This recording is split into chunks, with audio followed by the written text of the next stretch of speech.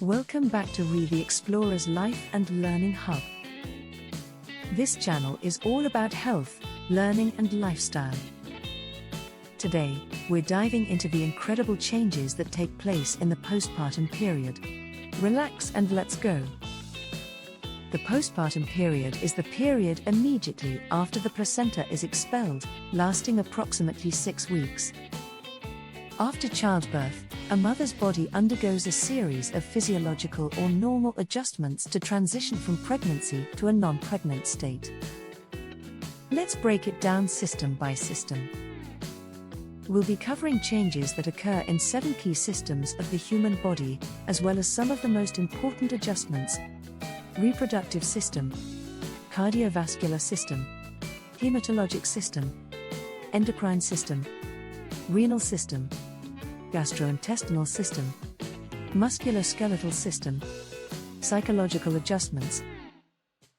Let's start with the reproductive system, highlighting changes on the uterus.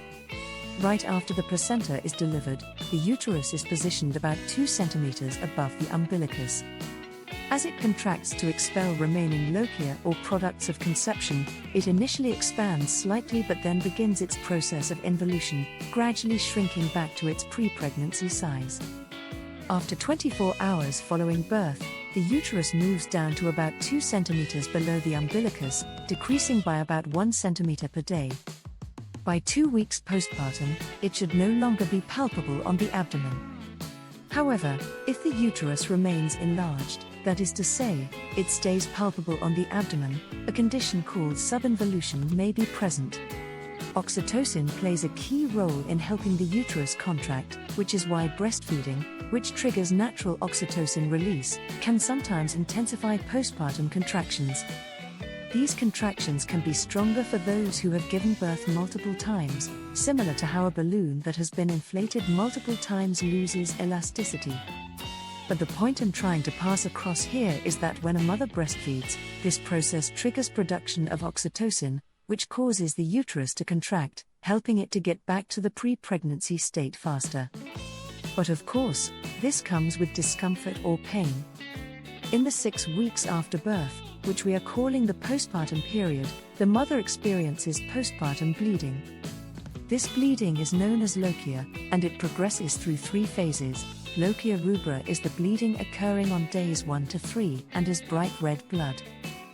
Lochia serosa occurs during days 4 to 10 and is a pinkish discharge. Lochia alba occurs up to 6 weeks postpartum and is a whitish-yellow discharge. So, those are the 3 different types of lochia or bleeding and discharge occurring in the postpartum period, marking the changes on the uterus. Let us now review the changes on the cervix and the breasts. Remember that during labor, the cervix dilates up to 10 centimeters to allow the baby to be born. After that, it takes time to recover. Immediately after birth, it appears bruised and open but gradually closes over the next few days. Interestingly, after vaginal birth, the cervical opening transitions from a round shape to a more slit-like appearance. Now, let's talk about the breasts.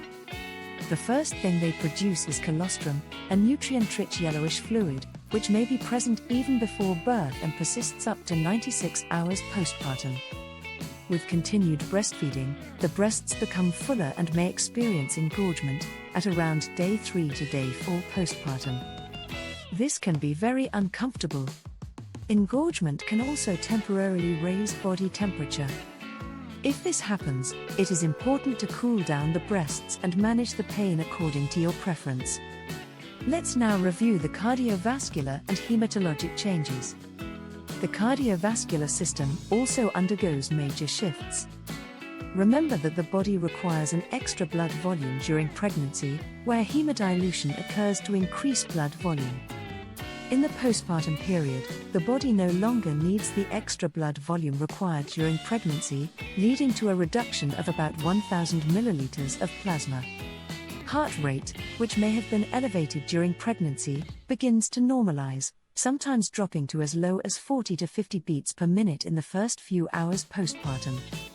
And here are the circulatory adjustments that follow.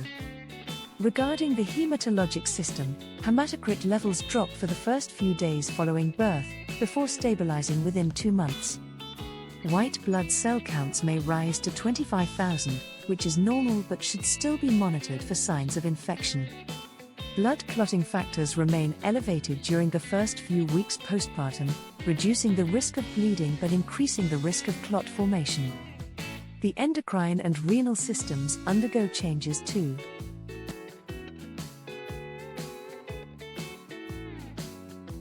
Prolactin, the hormone responsible for milk production, stays elevated as long as breastfeeding continues. If a mother does not breastfeed, prolactin levels normalize within 3 weeks. Interestingly, ovulation can return as early as 45 days postpartum in non-breastfeeding individuals, making it possible for pregnancy to occur again. However, exclusive breastfeeding may delay ovulation for up to 6 months, but only if the baby is nursing frequently, including at night. This information is important and relevant for deciding when to use birth control. The renal system also experiences changes. Diuresis, or increased urination, is common after birth as the body eliminates excess fluid. Many new mothers also experience profuse sweating, which is another way the body gets rid of extra fluid. The kidneys, which worked overtime during pregnancy, take a few weeks to return to their normal function. Now let's review the gastrointestinal and musculoskeletal changes. After delivery, many new mothers find themselves with an increased appetite, driven by their body's need for extra calories to support breastfeeding. However, they may face initial challenges with bowel movements, which can be delayed for several days due to factors like the exertion of labor, pain medications, or if they underwent a cesarean section. Understanding these changes is essential for new mothers as they navigate this transformative period. Now, onto the musculoskeletal system. The musculoskeletal modifications occurring during the postpartum phase warrant careful attention to restore strength and function safely. While the joints and ligaments that relax during pregnancy will gradually adjust back, some women might notice a lasting change in foot size due to hormonal influences. It's important to be aware and prepare for these potential challenges. Abdominal muscles, particularly the rectus abdominis, also require time to realign, usually around 6 weeks postpartum. By focusing on strengthening exercises, such as Kegels, new mothers can promote recovery in their pelvic floor, aiding in the healing process after childbirth. With time and appropriate care, these physiological changes may stabilize, leading to a healthier and more comfortable postpartum experience. Finally, let's talk about psychological adjustments and mental health.